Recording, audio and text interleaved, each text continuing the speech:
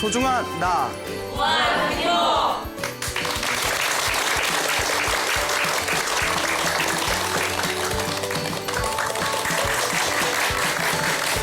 예, 만나서 반갑습니다. 광우 스님이라고 합니다. 불교에서 가장 중요한 수행의 한 형식으로서 기도라는 게 있습니다. 여러분 뭐 기도합시다 다 들어보셨죠? 네. 근데 우리 불교가 2600년의 역사를 가지고 있는데 2600년의 역사를 통해서 얼마나 많은 고통이나 괴로움을 느끼시는 수많은 중생들이 우리 불교의 의지를 해오지 않았습니까? 그래서 부처님의 가르침에 의지하면서 많은 분들이 실제로 기도를 하십니다.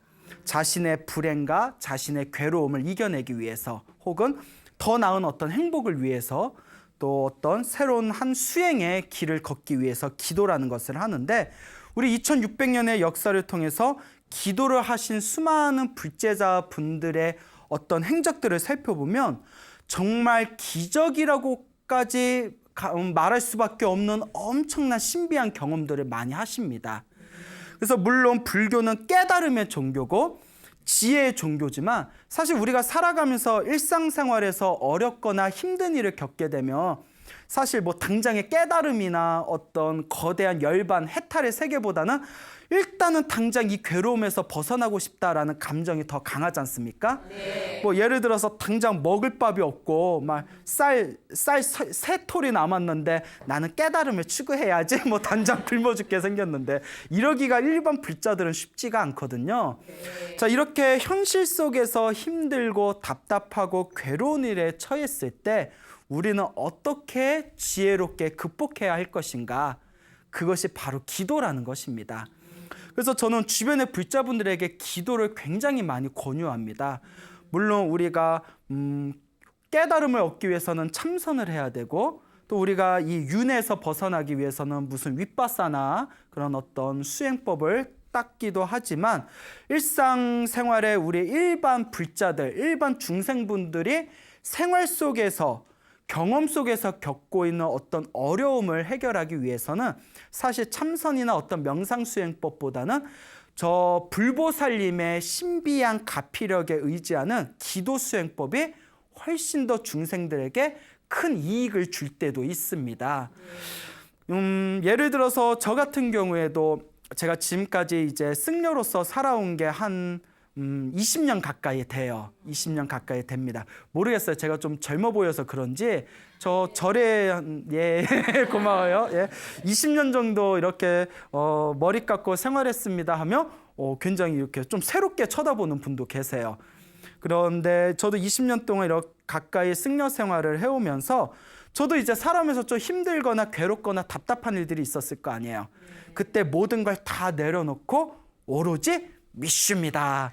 부처님 믿습니다. 저에게 힘을 주십시오. 그 간절하게 관세음보살님을 부른다거나 뭐 나무아미타불을 부른다거나 간절하게 기도를 해서 그 어떤 힘들었던 고비를 지금 돌이켜보면 지혜롭게 잘 넘겼던 그런 기억들이 납니다. 그래서 저도 또 주변 분들한테 불자분들한테 기도를 많이 하세요라고 권유하기도 하고 또 실제로 기도를 많이 하셔가지고 열심히 지극정성으로 기도하셔서 당신의 어떤 답답했던 일들을 아주 지혜롭게 헤쳐나가신 그런 불자분들이 굉장히 많습니다.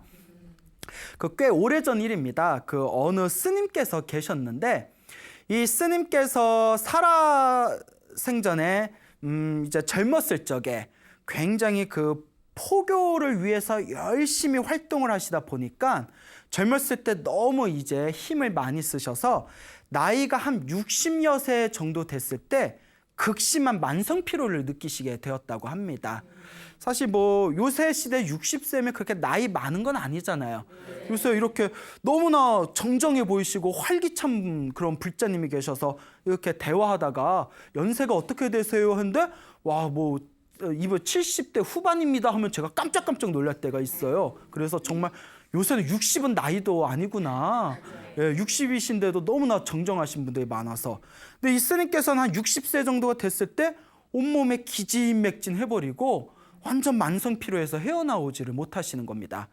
아이고, 내가 젊었을 적에 힘을 너무 써가지고 내가 피곤이 누적됐나 보다 해가지고 한의원에 가서 진맥도 받아보고 뭐 침도 맞아보고 보약도 드셔보시고, 근데 전혀 효험이 없더래요.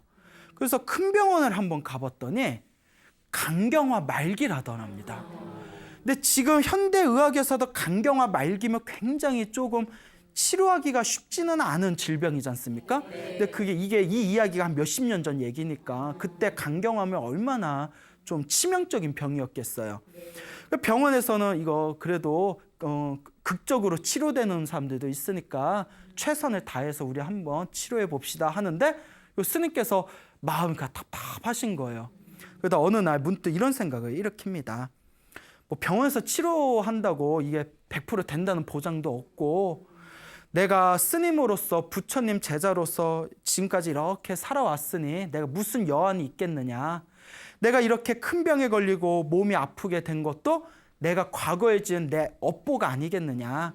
이 업보를 녹이려면 내가 기도를 해야 되지 않겠느냐.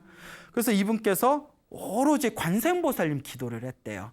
여러분, 관세음보살님 기억나시죠? 예, 관세음보살님 다 아실 겁니다. 이 세상의 모든 중생들의 고통을 어루만져 주시고 소원을 성취해 주신다는 자비로우신 보살님이 관세음보살님 아니십니까? 지극한 마음으로 관세음보살, 관세음보살 매일매일 간절하게 관세음보살님한테 기도를 했답니다. 그런데 몇 달이 지났는데 몸이 더 안 좋아지더래요. 예? 몸이 더 안 좋아지더랍니다. 근데 대부분의 불자들이 그래요. 큰 스님들 법문 들어보니까 몸에 큰 병이 있던 사람이 기도를 하다가 몸에 병이 낫다더라. 그러니까 나도 병원에서 치료가 잘 안 되는데 나도 기도해야 되겠다 하고 기도를 열심히 했는데도 몸에 병이 안 나오면 에휴, 영험 없네, 효과 없네, 다 뻥이야 막 이러면서 또 거기서 신심을 잃어버리는 분들도 굉장히 많으십니다. 그런데 지금 우리가 이 소나무 프로그램이 지금 거의 지금 70회 가까이 되고 있거든요. 그래서 지금 이 70회 가까이, 지금 60 몇 회 정도 될 거예요. 70회 가까이 됐는데 1년이 넘어갔죠. 1년 동안 그동안 소나무에서 제가 이런 어떤 기도 가피라든가 기도 체험을 했던 이야기들이 이렇게 굉장히 많습니다. 그래서 그런 이야기들을 제가 종종 해드리는데, 그런 기도가피 이야기를 할 때마다 제가 꼭 빼먹지 않는 게, 많은 분들이 이런 신비스러운 이야기를 들으면 처음에는 기도를 열심히 하다가도 중간에 효과가 없는 것 같으면 중간에 좀 믿음을 많이 잃어버리시더라. 근데 그런 거에 구애받지 않고 내 업을 닦는다라는 마음으로 꾸준히 닦아야 된다. 이런 법문을 굉장히 자주 해드렸습니다. 기억나나요? 예, 에이, 안 나면서. 예. 자, 어쨌거나 이 스님께서 갈수록 몇 달이 지났는데도 몸이 더 안 좋아지시더래요.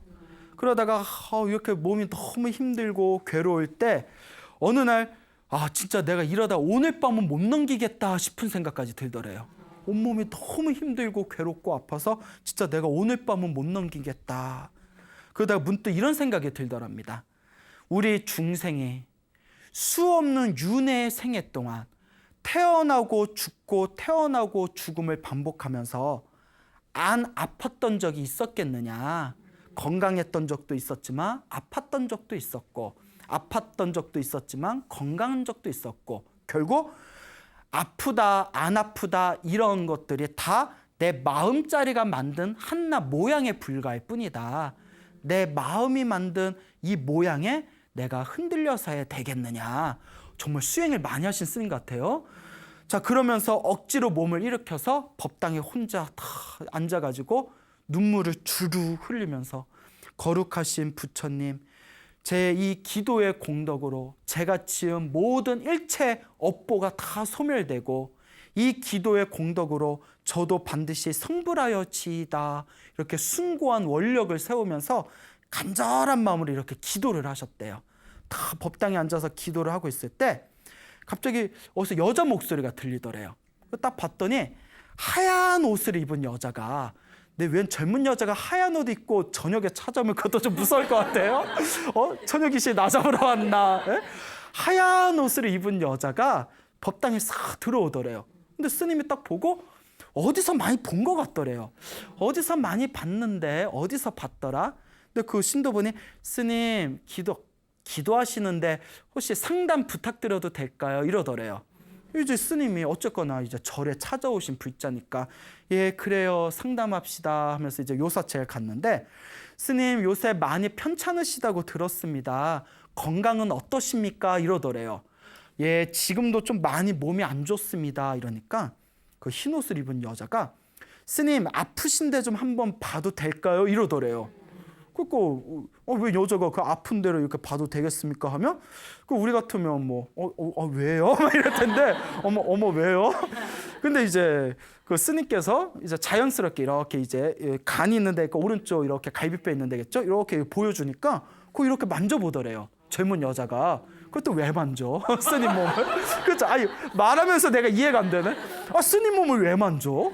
그 스님 몸을 이렇게 만지더니 이렇게 품에서 약을 꺼내면서 스님 동그란 뭐 청심환처럼 생긴 동글동글한 환약을 꺼내서 요거 꼭꼭 씹어 드세요 이렇게 주더래요. 근데 여러분 이제 중요한 게 우리가 누가 모르는 사람이 약 주면 함부로 먹으면 돼요 안 돼요? 안 돼요. 뭐 택시 타다가 바카스 먹으라고 주고 이러면 안 돼요. 근데 그 스님이 그것도 꼭꼭 씹어 드시더래요. 예? 그래서 이제 꼭꼭 씹어 드시더니 이제 다 먹고 나니까 그 보살님이 흰 옷을 입은 보살님이 싹 일어나면서 스님 다음에도 한번 또 들리겠습니다 하면서 싹 나가더랍니다. 그래서 뭐야? 뭐지? 이러고 있는데 갑자기 찬바람이 휙 불면서 몸이 으스스스 하더래요. 몸이 춥고 으스스해서 차가워 하고 정신을 차려봤더니 자기 그 법당 안에 앉아 있더래요. 그 법당에서 기도하다가 잠깐 꿈을 꿨던 거예요. 흰 옷을 입은 여자가 그 상처 만져보고 약 주고 참 별 꿈도 꾸네 하고 일어났는데 컨디션이 너무 좋더래요. 머리가 맑고 컨디션이 너무 좋아서 뭐지? 뭐지? 하고 이렇게 주변을 보다가 여러분 우리 절에 가보시면 항상 불상 뒤에 이렇게 탱화가 있잖아요. 그렇죠? 탱화 뒤에 보면 이렇게 보살님들이 그려져 있잖아요. 거기에 하얀 옷을 입은 관세음 보살님 그림이 그려져 있는데 꿈에서 보면 그 여자라는 거예요. 그러니까 어디서 많이 봤지? 어디서 봤어요? 부처님 뒤에 탱화에 흰 옷을 입은 백의관아 하얀 옷을 입은 관세음 보살님의 모습을 꿈에서 봤던 거예요. 그리고 그 뒤로 강경화가 나와버렸대요. 믿습니까 여러분? 예? 믿습니까 여러분? 이게 관세음 보살님의 가피라는 겁니다. 정말 놀랍지 않습니까? 예, 이야기를 하면서도 저도 이 이야기를 접할 때마다 정말 내면에서 어떤 소름 같은 게 올라오는 때가 있어요.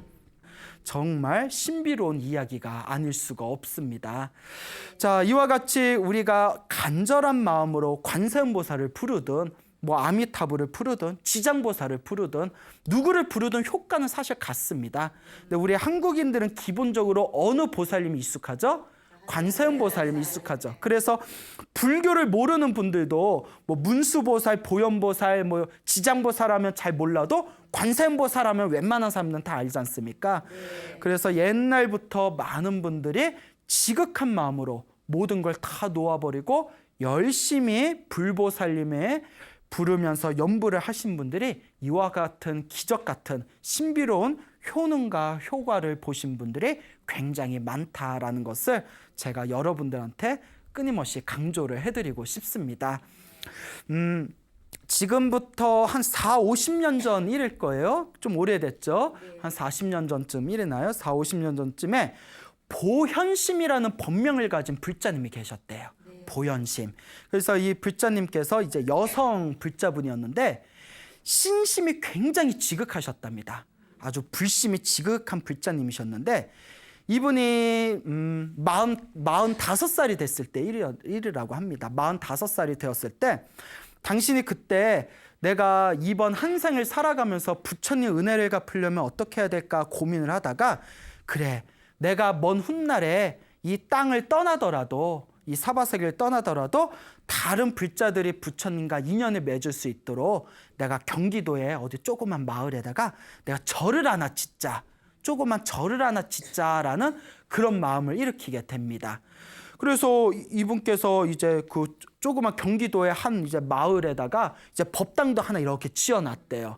법당을 지어놓고 이제 불사를 본격적으로 시작하려고 마음을 먹었을 때 자기하고 친분이 있는 어느 분께서 그 이제 뭐 그 암 검진을 받으셨대요. 이제 암 검진을 받으시고 암 검진 받은 그 친구분이 야 요새 세상 일은 몰라 나 받는 김에 너도 좀 받아봐.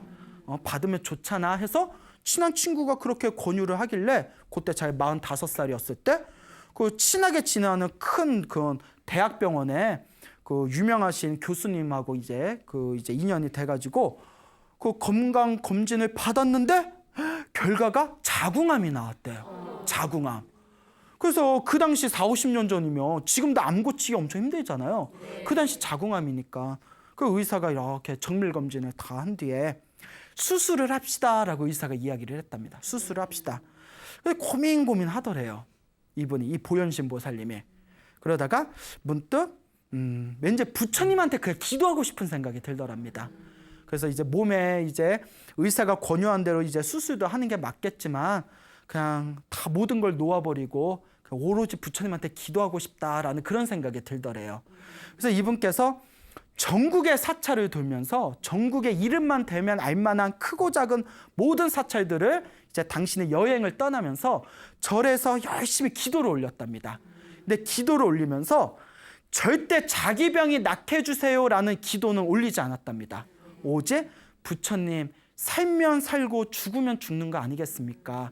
다만 저 죽기 전에 제가 시작한 이 불사, 이 절이 완공되게 해주시옵고 저랑 인연 있는 우리 신도분들과 불자님들이 큰 복을 얻게 해주십시오. 오직 그것만 기도했대요.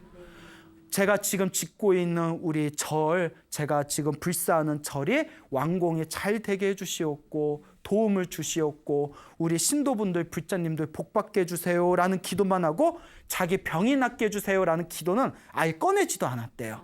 그것도 참 대단하죠?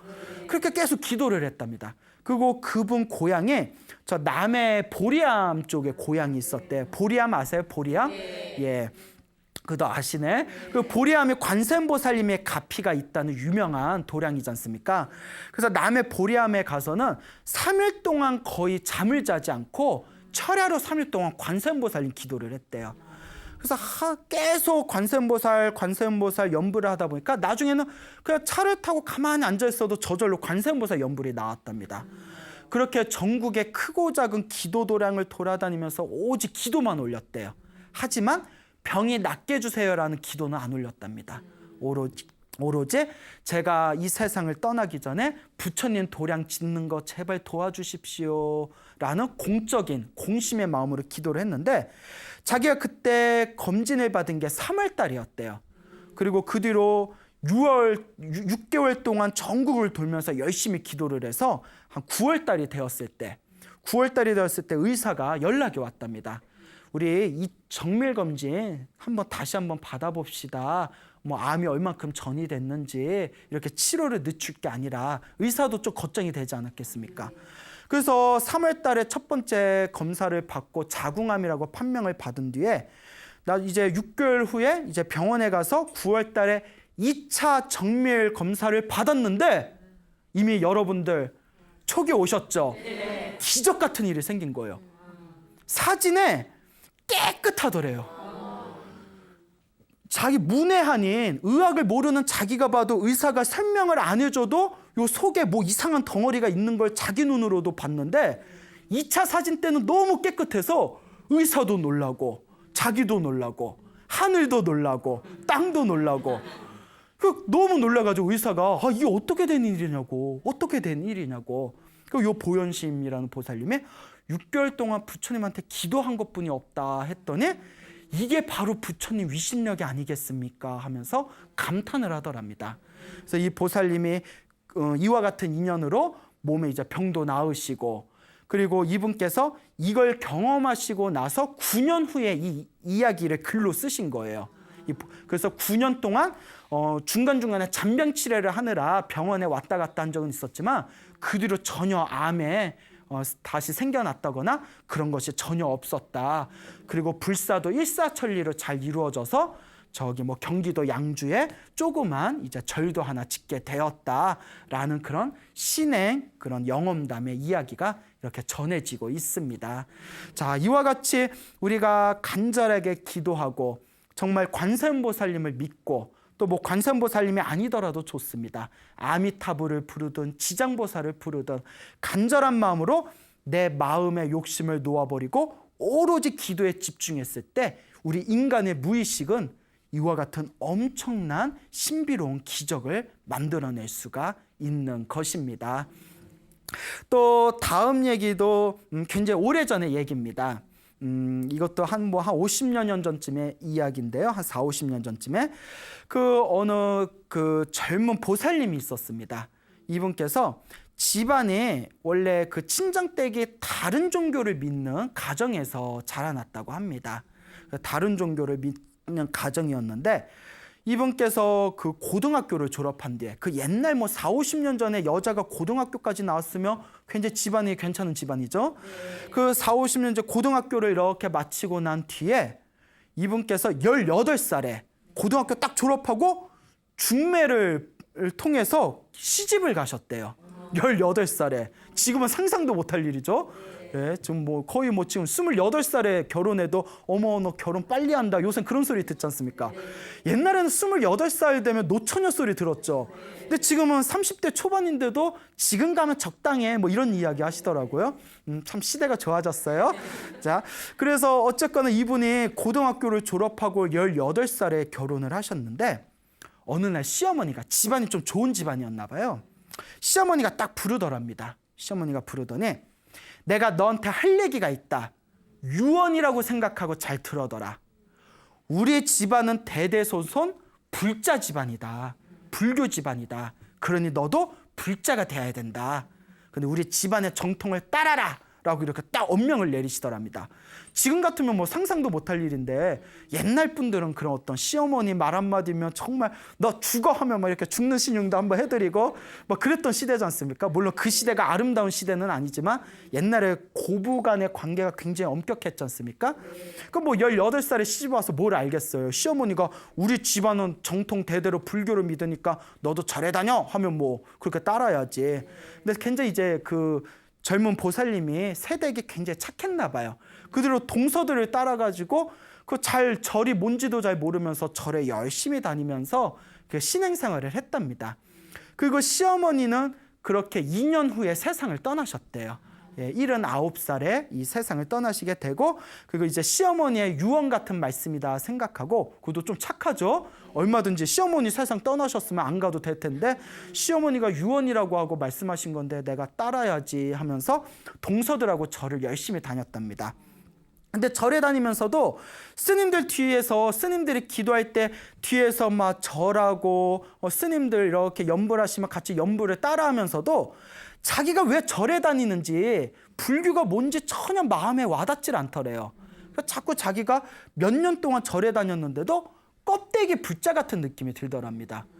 그러다가 이렇게 자기가 어느 날 집에 있었을 때 그러니까 여기 이분이 이제 전생에 불법하고 부처님 가르침하고 인연이 있던 거예요. 이분이 고등학교 때 동창이었던 친구가 있었답니다. 이 친구분께서 일제 남편을 잃었대요. 그 남편의 잃은 상실감을 채우기 위해서 그 뒤로 불교 공부를 엄청 열심히 하셨답니다. 근데 불교 공부를 열심히 했던 그 동창이 자기가 이제 시집을 와서 절에 다닌다는 얘기를 듣고 아무 말도 없이 집에 쑥 찾아오더래요. 집에 쑥 찾아와서 자기가 가지고 있는 책 2권, 불교 책 2권을 이렇게 선물하더니 아무 말도 없이 또 휙 가더래요. 차라도 한 잔 마시고 가지. 예?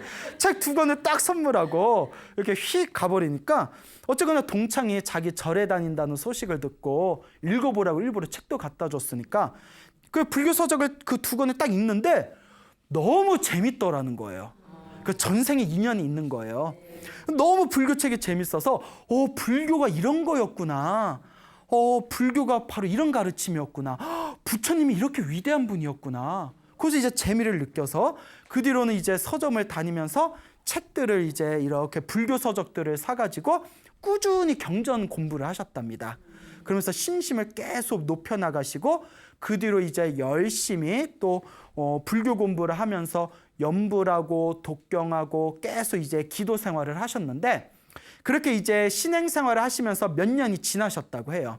몇 년이 지난 뒤에 그날이 1970년 10월 달이었다고 합니다. 1970년이면 굉장히 오래됐죠. 1970년 10월 달에 이분께서 차를 타고 가시다가 큰 교통사고를 당하셨대요. 그래서 머리에서 피가 솟구쳐가지고 이마에서 수돗물이 흘러내려오듯이 피가 철철철철 흘러내리더래요.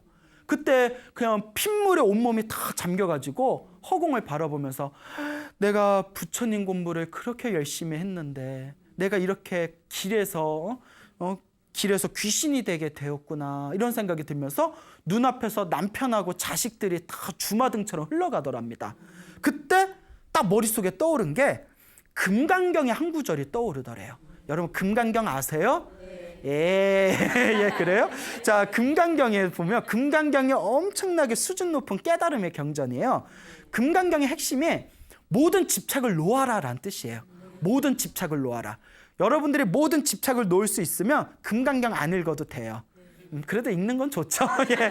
자, 모든 집착을 놓아라라는 것이 바로 금강경의 핵심인데 순간 머릿속에 금강경에 모든 집착을 놓아라라는 한 구절이 딱 떠오르더래요. 그 순간 남편이다 자식이다 뭐 산다 죽는다 다 그 생각을 놓아버리고 오직 관세음보살 오직 관세음보살만 불렀답니다.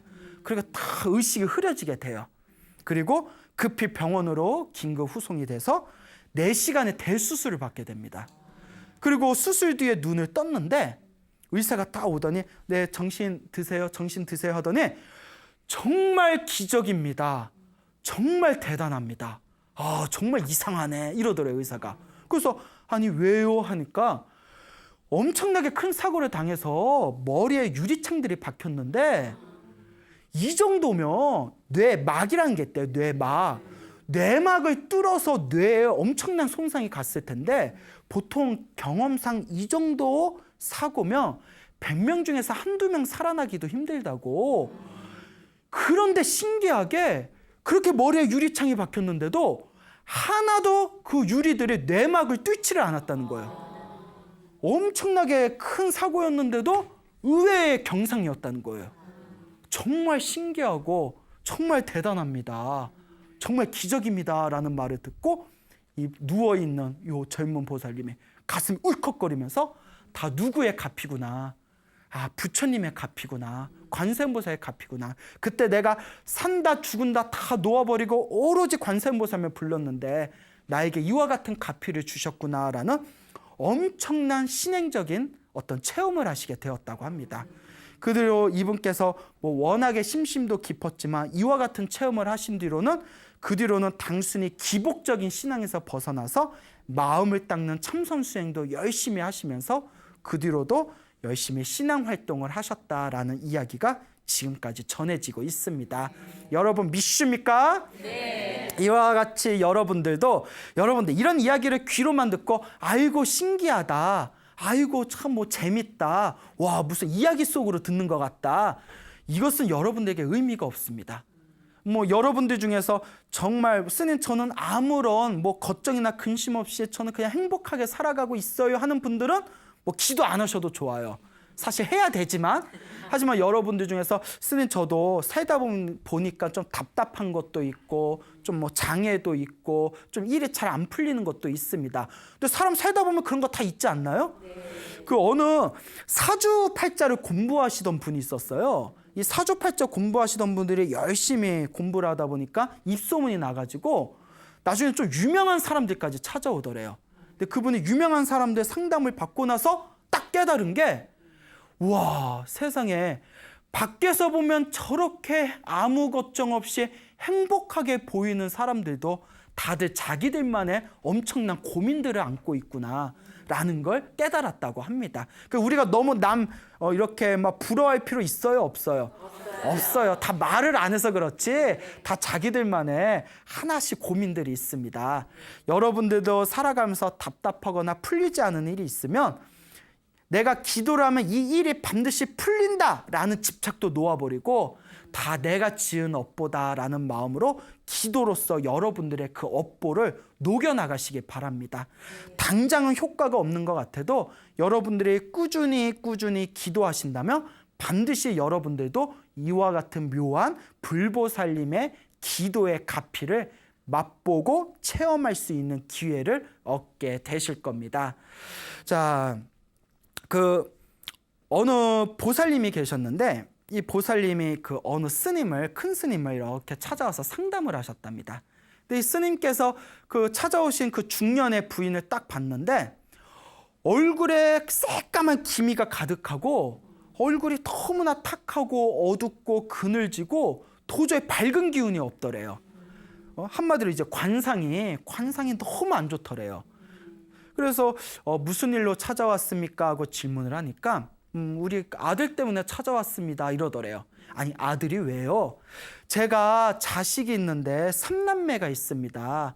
위로 큰딸이 있고 밑으로 아들 둘이 있는데 큰아들이 몇 개월 전에 가슴하고 옆구리가 아프다 해서 병원에 갔더니 늑막염이더래요. 그래서 늑막염에서 처음에 병원에서 뭐 치료하면 괜찮습니다 했는데 물을 빼고 아무리 치료를 해도 지금 4개월 동안 아무런 차도가 없더라는 거예요. 여러분, 늑막염이 4개월 동안 낫지 않으면 그것도 되게 골치 아픈 겁니다. 우리 큰아들이 지금 중3이고 지금 열심히 공부해서 내년에는 고등학교 들어가야 되는데 지금 몸이 너무 안 좋아서 지금 휴학을 한 상태입니다 이러더래요. 여러분들 다들 아시겠지만 그 시기에 1년이라도 휴학한 것은 굉장히 치명적인 거거든요. 나중에 다시 학교 복학해도 뭐 나이 그런 것도 있고. 부인이 너무너무 걱정을 하더랍니다. 가만히 보니까 이 스님이 짚히는 게 있더래요. 보살님, 아들이 이렇게 아프고 병이 잘 안 나는 거는 아들만의 문제가 아닌 것 같습니다. 보살님 얼굴을 보니까 이건 보살님 업보도 문제가 있는 것 같아요. 보살님 지금 굉장히 마음이 편안하지 못하고 집안에 굉장히 그 집안의 기운이 맑고 밝지를 못한 것 같습니다.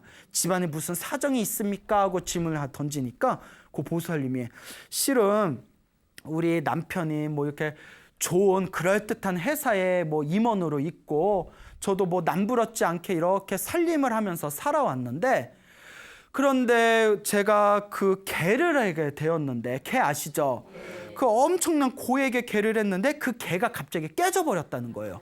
문제는 그 개가 깨지고 이런저런 상황에서 자기가 엄청난 빚을 지게 되었답니다. 그럼 큰 빚을 지니까 그 빚을 갚는 과정에서 뭐 집을 팔아서 전세로 집을 옮겼대요. 뭐 빚을 얼마나 졌길래 그렇게 했을까요? 뭐 엄청난 고액의 개를 했나 봐요.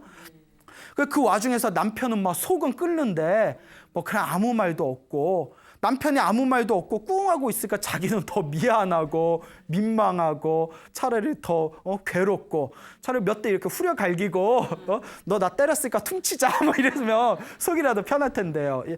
근데 더 문제는 자식들이 삐뚤어지더라는 거예요. 자꾸 자식들이 원망설인 날카로운 말을 하고 막 원망 섞인 말을 하니까 자기가 완전 지옥 같은 심정이라는 거예요. 그러니까 애들이 자꾸 삐뚤어지고 엄마 마음 몰라주고 뭐 엄마도 잘 살아보자고 했지 그게 뭐 일부러 그렇겠습니까? 그러면서 그렇게 이제 한동안 세월이 지나면서 그렇게 마음이 지옥같이 답답하고 괴로우니까 그게 얼굴에도 영향을 미치는 겁니다. 우리 주변에 보면 뭐 항상 즐겁고 편안한 사람들은 얼굴도 좀 환해 보이고 뭔가 집안에 우아한 있는 사람은 얼굴에서도 막 빗줄기가 떨어지는 것처럼 막 그늘져 있지 않습니까? 그렇죠. 자, 그러니까 이 이야기를 가만히 들으신 스님께서 엄마의 그 어두운 탁한 에너지 때문에 아들이 저렇게 빨리 낫지를 못하는 겁니다.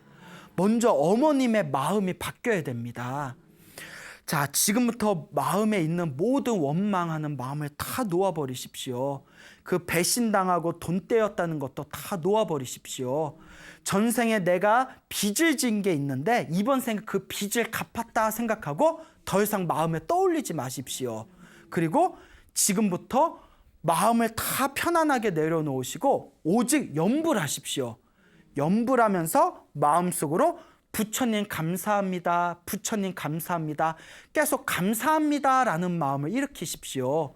이렇게 염불하고 부처님 감사합니다라는 마음을 계속 일으킨다면 이제 아들 되시는 분도 병이 빨리 나을 것이고 집안도 편안해질 겁니다라고 조언을 하더랍니다. 근데 우리가 그 불자들을 보면 뭐 이렇게 상담하러 오시는 분들을 보면 복이 많다, 복이 적다라는 표현을 씁니다. 그 중에 하나가 전생에 그래도 불법하고 인연이 있고 복이 많은 분들은 기도를 시키면 열심히 해요. 근데 정말 업장이 두꺼운 분들은 자기가 기도하면 좋다는 걸 알면서도 막상 기도시키면 한다 안 한다? 잘 안 해요. 내 업장에 내 업보가 내가 기도를 못하게 뒤흔드는 거예요. 그러니까 실제로 주변에 그런 분들이 많아요. 스님, 제가 기도를 열심히 해야 되는데 기도가 잘 안 돼요. 그럼 솔직하게 얘기해 드립니다. 보살님이 업장이 두꺼워서 그런 거라고.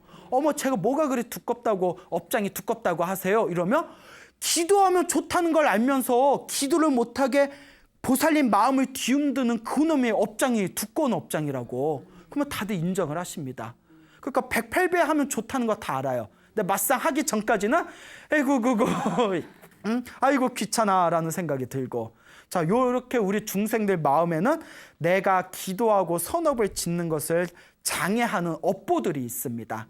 근데 이분은 다행히 전생에 불법과 인연이 있고 복이 있었는지 그대로 열심히 기도를 하셨대요. 그리고 계속 부처님 감사합니다, 부처님 감사합니다 라는 마음을 계속 일으켰답니다. 그리고 한참 시간이 지난 뒤에 그 보살님이 다시 그 스님을 찾아왔는데 그 스님이 멀리서 오는 보살님의 얼굴을 보는 순간 기도 열심히 했구나. 그 시커먼 기운이 다 사라지고 얼굴이 환하게 맑고 밝아져 있더래요. 그래서 딱 이렇게 자리에 앉기도 전에 아들이 다 낳았죠? 하니까 그 보살님이 환하게 웃으면서 스님이 가르쳐 주신 대로 열심히 기도했더니 아들이 4개월 동안 낳지 않았던 아들이 2주일 만에 다 낳았습니다. 이런 이야기를 하더랍니다. 믿습니까, 여러분? 예, 믿음을 가지시기 바랍니다. 물론 여러분, 제가 이와 같이 기도를 통해서 질병을 이겨내신 분들의 이야기를 들었지만 제가 항상 강조하는 이야기가 있습니다. 여러분, 약은 누구에게? 약사에게. 병은 누구에게? 의사에게. 그래서 몸에 병이 있으면 광우 스님이 기도하면 낫는다고 했는데 병원 안 가고 기도해야지? 이러면 돼요, 안 돼요? 안 됩니다. 절대 안 돼요. 그래서 몸에 병이 있으면 의사의 현대적인 의학의 도움을 받으면서 기도를 해준다면 분명히 더 큰 이익이 있을 것이다. 저는 그걸 강조하고 싶었던 거죠. 그리고 우리 불자들이 기도하면서 절대 놓쳐서는 안 되는 중요한 핵심이 있습니다. 많은 분들이 처음에는 열심히 기도하는데 효과가 없는 것 같으면 중간에 그만두는 경우가 있습니다. 근데 제가 항상 소나무를 통해서 말씀드리죠. 전생에 지어놓은 복이 많으면 이번 생에 조금만 기도해도 효과를 바로바로 봅니다. 근데 전생에 지어놓은 복이 없으면 이번 생에 기도를 많이 해도 효과가 더디게 옵니다. 그것도 결국 누가 지은 업이에요. 내가 지은 업보대로 기도도 효과가 일어나고 더디게 일어나는 것입니다.